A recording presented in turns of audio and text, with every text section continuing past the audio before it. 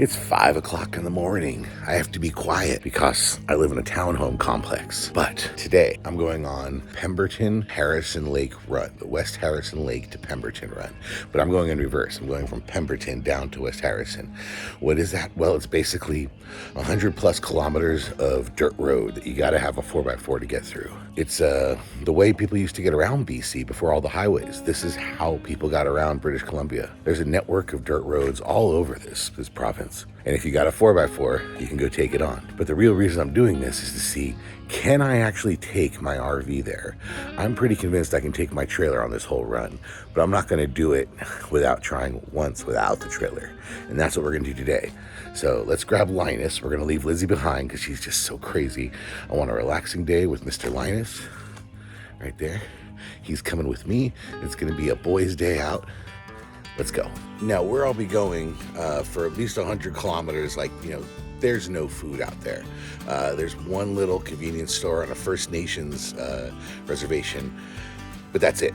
So it's important when you do go out into the woods that you not only bring extra water, but you bring extra food, that you're able to take care of yourself for the day. So I ended up loading up my new set power fridge here and got it plugged in overnight into a battery pack. I just put the battery pack away, and now I'm going to be able to head out and have, full gamut. Sandwiches, salads, barbecue. I'm going to pick up some ice cream, throw it in the freezer. We have a little treat out there. And somewhere we're going to stop, and Linus and I are going to make a nice barbecue. But all because of this. Love having a fridge in my truck. It's just a real convenience item when it comes to days like this. Well, hello, everybody. This is our first stop. I just wanted to let Linus stretch his legs and grab a couple things from the truck. I have made it through North Vancouver, and this is really the first stop, or the first sort of leg of this journey. This is what we call the Sea to Sky Highway. This is how you get to Whistler from Vancouver. We just drove through North Vancouver.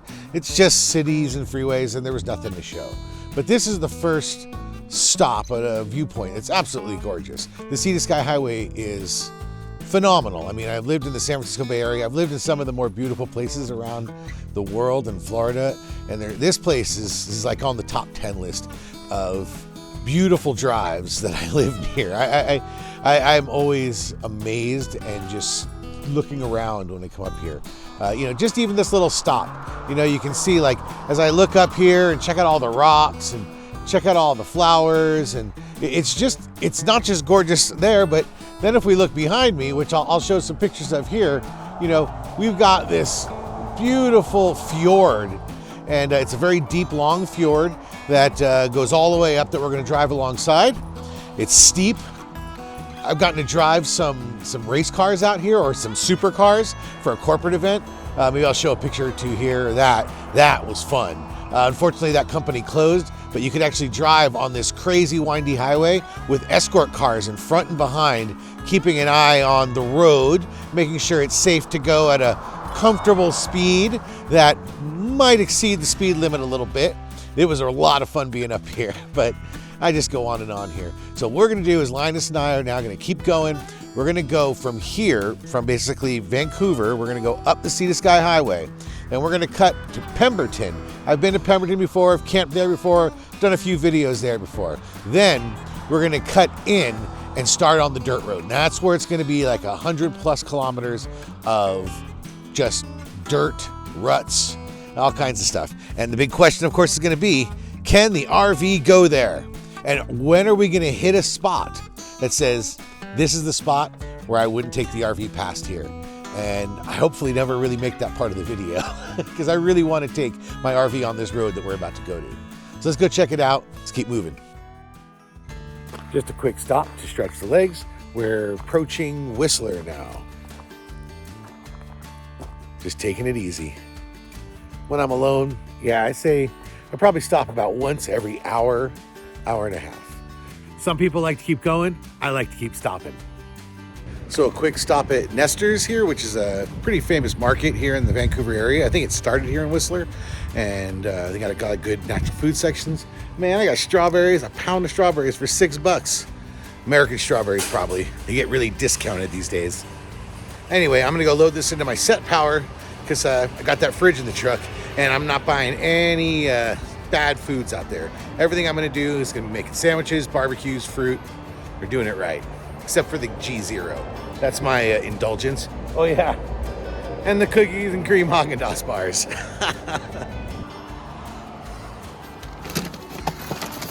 Hold on, buddy.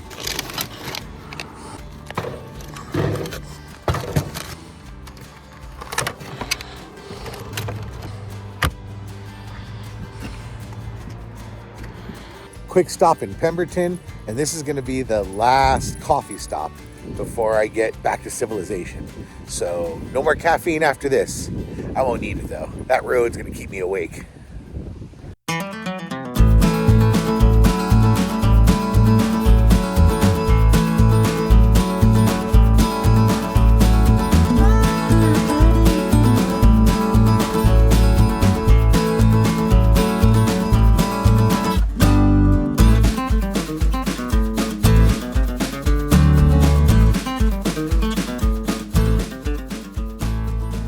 So the dirt road begins. Here we go. We're on the Inshukcha. I'm really not sure how to pronounce it. I'm sorry. It's a First Nations name. I believe it's Inshukcha Forest Service Road. It's going to go for many miles. We're about 86 kilometers from Slowququit Hot Springs, even further from home. So we'll see if I stop at the hot springs. I think it depends on how crowded it is. I mean, this is a holiday weekend. I got to leave Linus in the truck. So, you know, I don't want to do that too long because, you know, we're hanging out together today. But yeah, we'll see where this goes today. I've never been on this road. I've been about 15 kilometers down this way. I've been about, you know, 20, 30 kilometers up the other way. But this is the first time I've gone all the way through. So let's get going. So I did air down. They're all around 33 to 35, which a lot of people wouldn't consider being aired down. But I normally run at 50, which is, you know, the way it's stock defined here. I run a little heavy and certainly I tow a lot. But yeah, I usually run at 50 at the, you know, stock standard PSI, and 30 to 35 is pretty low for me. This is gonna be real simple roads, so I don't think I need to go lower than that, but if I start having to go over rocks and things like that, yeah, I'll take it down further. What PSI do you run when you go off-road? Not sure if you can tell, but I got my Starlink set up. I did that back at Pemberton since I know I'm not gonna have coverage out here. And for safety's sake, I always like to have coverage. So I turned the Starlink on for this one.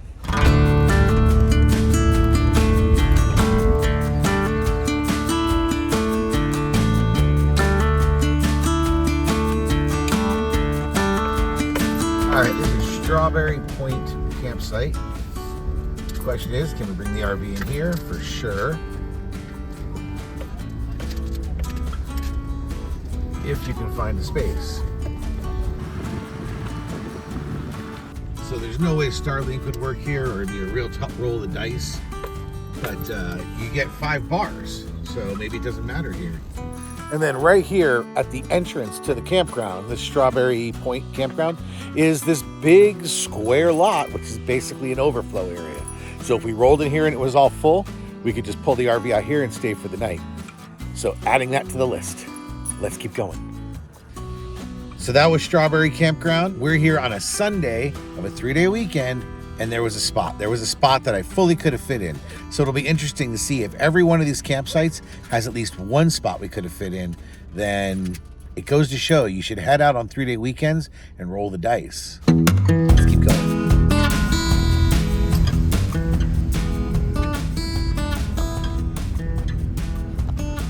All right, now we're at Twin One Creek. We're gonna see if the RV can make it down here. I'm already looking and it's looking a little sketchy. Let's head down there and see.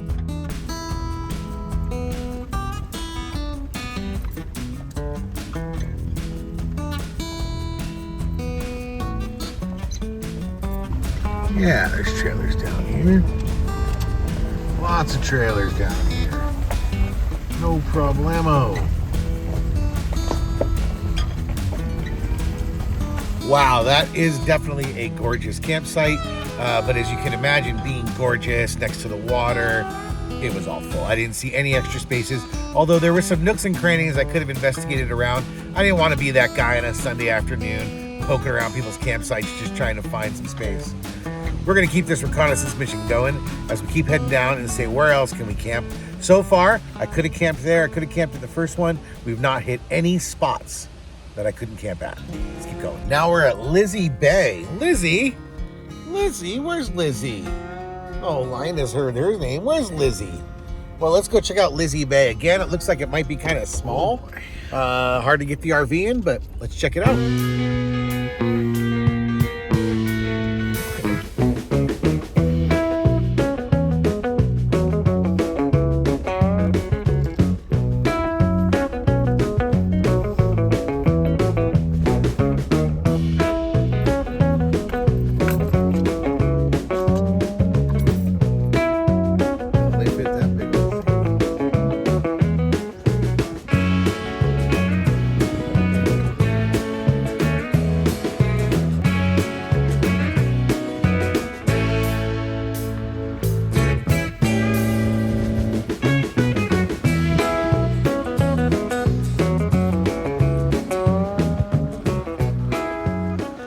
Right as you come in, if you go to the right, there's one really huge, awesome site right by the water that I absolutely think we could fit. There's 2 RVs there right now, and all the rest, which you can kind of see down there, were just very tight. It was very tight back there, and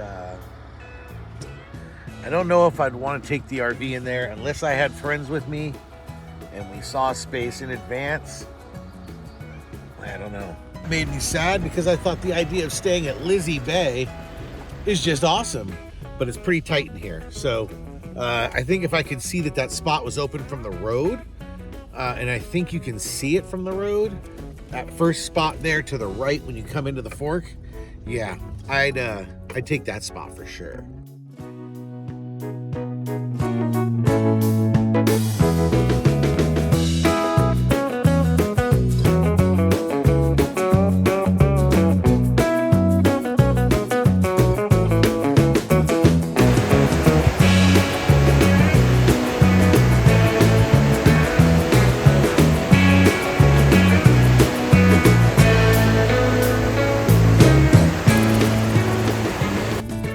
All right, now we're gonna check out Driftwood Campground. This one, the entrance is huge, so it also has, once again, a sort of an area that you could overflow. I could park at the entrance if I had to, if we came out here and couldn't find anything. But let's go check it out.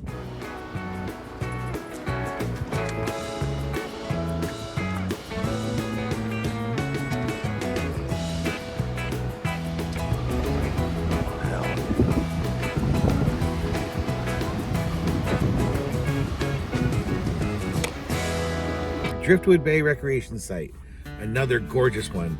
All these great spots at the bottom. So I could absolutely fit at the bottom if there was space. And the very first space, the people were leaving, and I could have fit there. I mean, I didn't bother them, but you could tell they were starting to break down camp.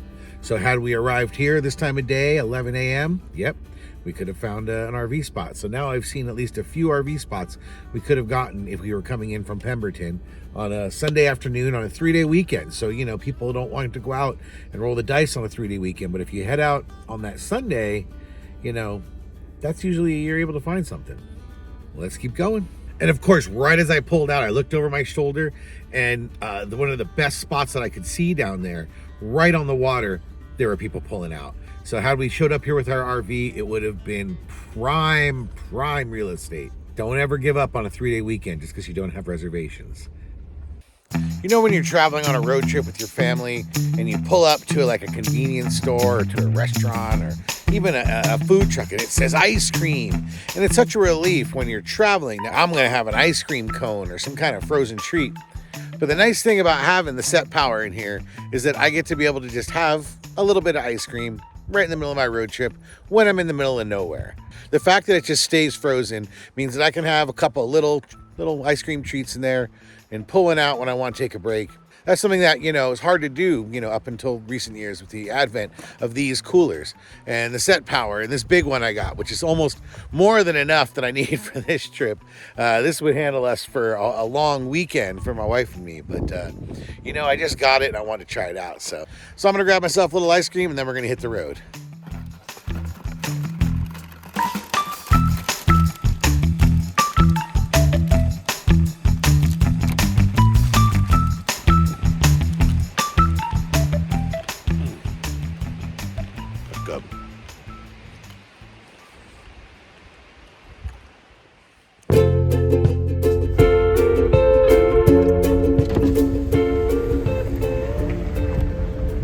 see here, we've been driving south on the east side of Lillooet Lake. Lillooet. I've camped in Lillooet before, so that name should be familiar to some people on my channel. But this is Lillooet Lake. And eventually, we'll be heading south on the west side of Harrison Lake, but that comes a little later.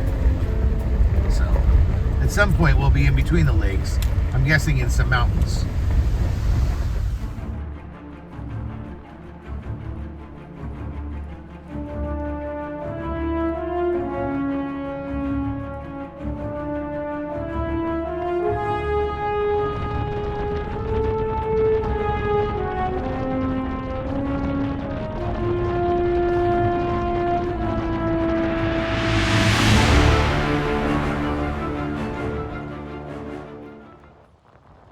I'm going to go into the set power here and make myself a sandwich.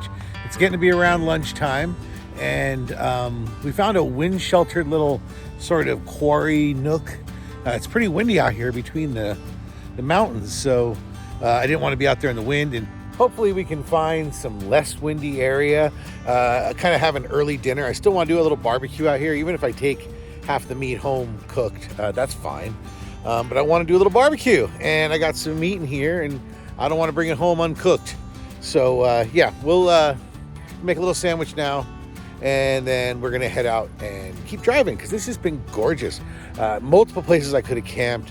If we drove down here at the RV on this here 3-day weekend, we could have stopped multiple places, and that's really what I want to find out. Can I go RV and just go and not worry about a reservation and just go find something? I don't care if for one night I'm sort of near the road on some, pull out. As long as I'm not on the road, I'm near the road. I don't care. I'm in my RV probably watching TV in the evening, and I just don't care. And then, of course, if we could get one of these beautiful campsites, well, that's a bonus, right? There's many to choose from, and we're not done yet. And also, I've got a special point that Sia, who's taken me out off-roading before, he dropped me a pin on where to stop along the way. I'm hoping there's low wind there, because if we can stop there and barbecue, I have a feeling it's going to be the best spot of all. All right, I'm going to make a sandwich now. And Linus wants some of my sandwich already.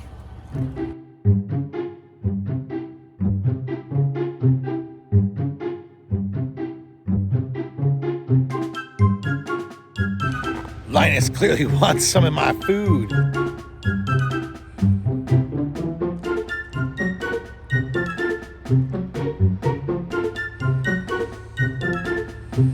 Oh yeah.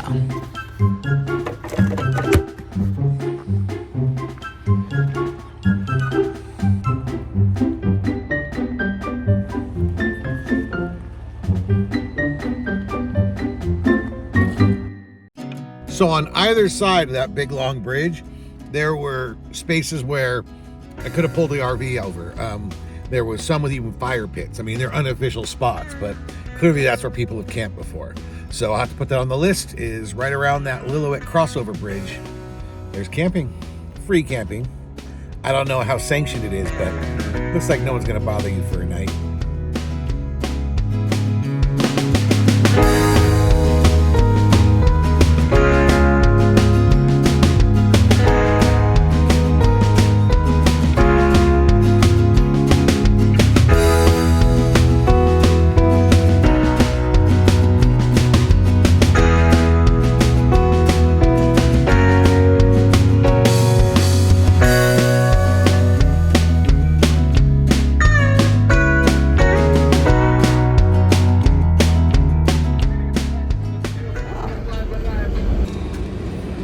All right, well, we're going to check out Slowququit Hot Springs. We actually won't go down to the hot springs.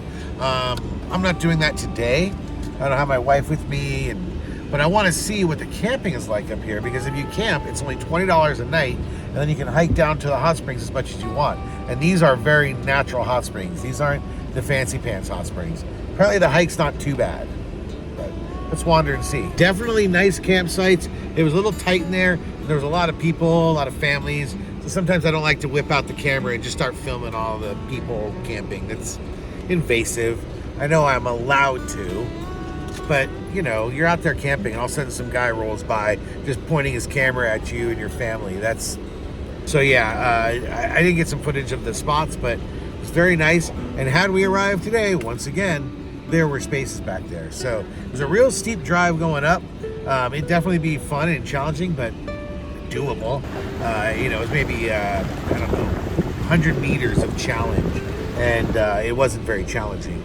So you just got to go slow. Anyway, we're going to keep going. Linus is getting a little antsy, so I think we need to get this boy out.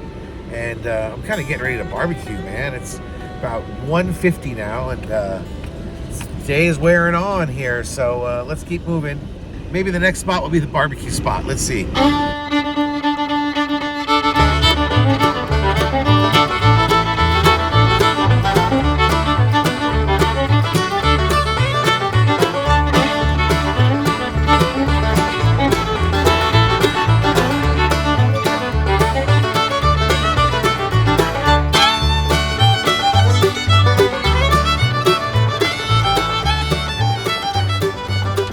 Made it to the tip of Harrison Lake now. So we just went through a town called Tupelo, which I just thought about, I guess, because it's at the tip of the lake. It's really just a log sorting facility now. I guess once upon a time it was going to be a town. It's not a town. Also drove by an airstrip that I always figured was an airstrip because it says it's an airstrip, but it looks like just a straight piece of dirt now. But now we're going to go into the second stage of this. Now, this is the stage that I was more worried about. Can the trailer do? Up until Tupelo, pretty much there was no problems. Maybe up at the hot springs, there was a little bit of sketch, but we would have just gone slow. It was totally manageable. So now we're going to see this last stage here from Tupelo to the bottom of Harrison Lake, pretty much.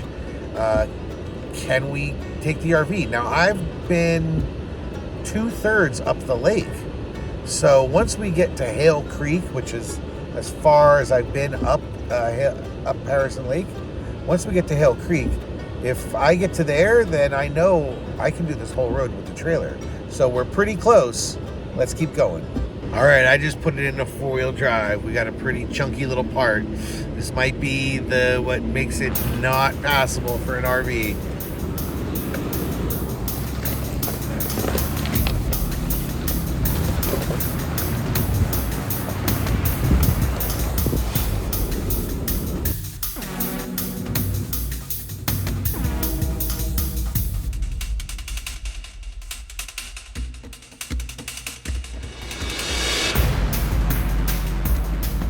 Water bars, which drop about 2 feet down, and they're only about 10 feet across, maybe 15.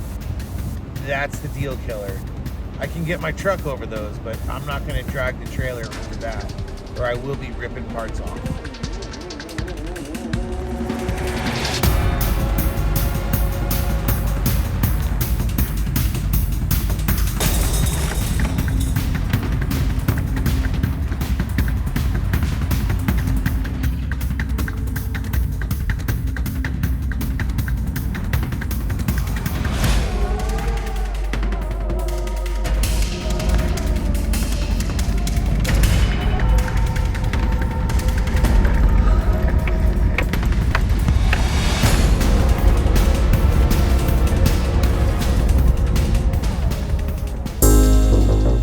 Well, we hit up the pin that was dropped by Sia, but there was a bunch of people there. And again, I didn't want to film the spot. It was beautiful. It was right where a creek came out into the lake, and there were multiple campsites set up, and I just didn't want to be that guy. But we just went another kilometer or two, and I found this little patch, little quiet zone out of the wind. And now it's time to make some early dinner.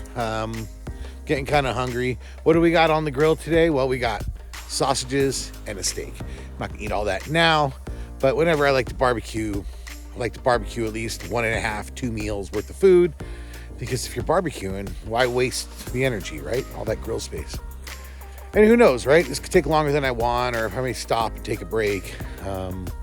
Wife's just hanging out at home with Lizzy, the other dog. Linus, he's smelling the steak. He's ready to eat. And yeah, we're just gonna chill at this little unofficial campsite for another hour or so. So the question really became, can we take the trailer up here all the way for Harrison Lake to Pemberton? And the answer is yes and no. Yes, I could. There's nothing I drew over that I couldn't take the trailer on, but it would be taxing on the vehicle to do it for so many kilometers. The worst sections that I went on, if I had to do that for a kilometer or two, it wouldn't be that big of a deal at all. But to do it for, dozens of kilometers starts to really wear the truck down. And there were a couple of water bar areas. I have to go back and look on the map. It appears that there's either a bypass where you can go up and then back down the mountain, very steep, or you just go straight the way I went, but then you're going over about 6 water bars. And I'm pretty sure I would scrape the trailer eventually on one of those. So I got some soul searching to do, but chances are I won't be taking the trailer down this whole thing. I don't want to destroy the trailer yet, and I don't want to destroy my truck yet. If I had an F-250 or something like that, had a diesel, I'd probably just do it. I wouldn't be worried about it. Wouldn't be worried about the transmission and the engine. But, this F-150 can tow my 5,000-pound trailer rather well. But when you start towing up 12 and 13% grade, which is what I saw, in four-wheel drive, trying to get it up the gravelly road, putting a lot of wear and tear on the truck, and I just don't want to do that to the truck. Now we're coming up on Driftwood. Come on, Linus. Come on, buddy. Come on, little Linus. You've got it. You have the shortest little legs ever.